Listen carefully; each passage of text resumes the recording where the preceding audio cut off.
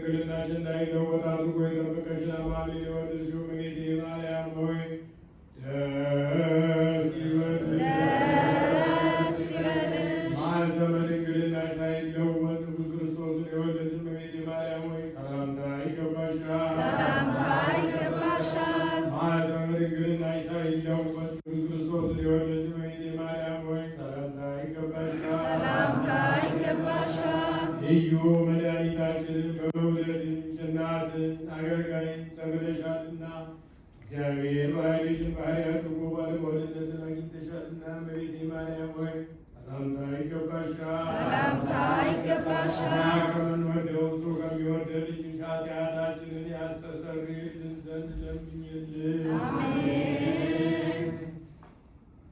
ልመናዋ ክብሯን በእኛ ለዘላለም በእውነት ይደርብንና አምላክን የወለደ በድንጋሌ ሥጋ በድንጋሌ ነፍስ የጸናች ክብርት እመቤታችን ያደረገችው ተአምር ይህ ነው። በዚህ በደብረ ምጥማቅ አምላክን በወለደ በድንጋሌ ሥጋ በድንጋሌ ነፍስ በጸናች በክብርት እመቤታችን ስም በተሰራች ቤተ ክርስቲያን ምንጭ ነበረ። ይኸውም የውሃ መሰብሰቢያ ነው። የመነኮሳቱም ልማዳቸው በዓመት ሁሉ የገዳሙ በዓል ከመድረሱ አስቀድሞ ሰውን በደመወዝ ቀጥረው ግመሎችን እየሰጡ ውሃ ያመጡላቸውና በሚያጠራቅሙበት ጉድጓድ ይመሉት ነበር። ውሃው ከገዳሙ የራቀ ነበርና በአንድ ዓመት የገዳሙ በዓል የሚከበርበት ቀን ደርሶ ግመሎች በዘገዩ ጊዜ መነኮሳቱ በዓሉን ለማክበር ሰዎች ወደ እኛ መጥተው ውሃ ካላገኙ በውሃ ጥም ይሞታሉ ብለው ፈሩ። ከእሳቸውም ዘንድ አንድ አህያ ነበረና ከመነኮሳት ለአንዱ መነኩሴ ወስዶ ውሃ ይጭንበት ዘንድ ያን አህያ ሰጡት። በሄደም ጊዜ በፀሐይ ቀልቦና ይህ አህያ የሚጭነው ውሃ ምን ይበቃ እያለ ያለቅስ ጀመር። 3 ወርም ያህል ውሃ ቢጭንበት የሚያከማቹበትን ጉድጓድ ባልመላው።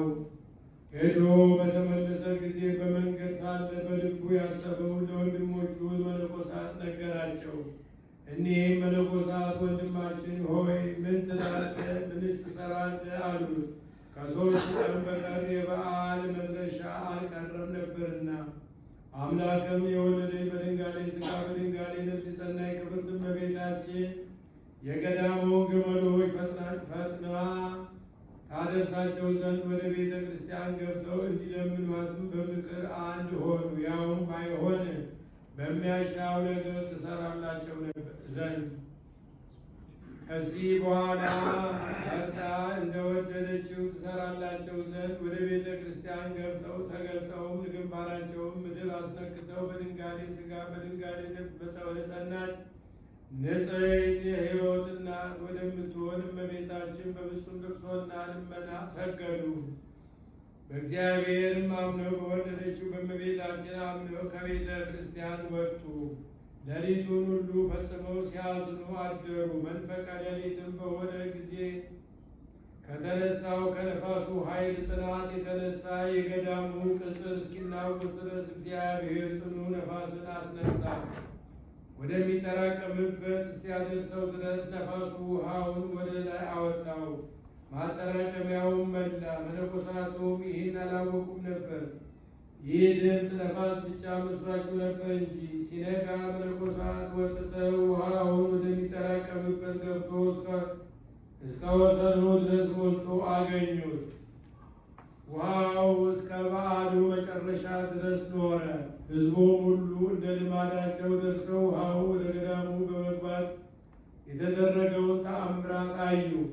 ወደ ቤተ ክርስቲያን ገብተው አምላክን የወለደ በድንጋሌ ሥጋ በድንጋሌ ነፍስ የጸናች ክብርት እመቤታችንን እንደለመኗት የሚያጠራቅሙበትንም እስኪበላው ድረስ ከፈሳሽ ውሃ በነፋስ ኃይል እስከመጣላቸው ነገሯቸው።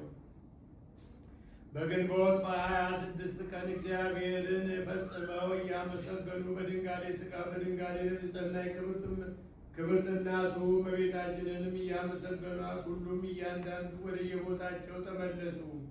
ውሃው ወደ ቀድሞ ቦታው ተመለሰ። ወንድሞቼ ሆይ አውቃችሁ እነዚህና በእግዚአብሔር ላይ ያደረገ ሁሉ አያፍርምና ያሰበውና የወደደው ሁሉ ይደረጋልና ደመና ክብሯ በእኛ ለዘላለም በእውነት ይደርብን።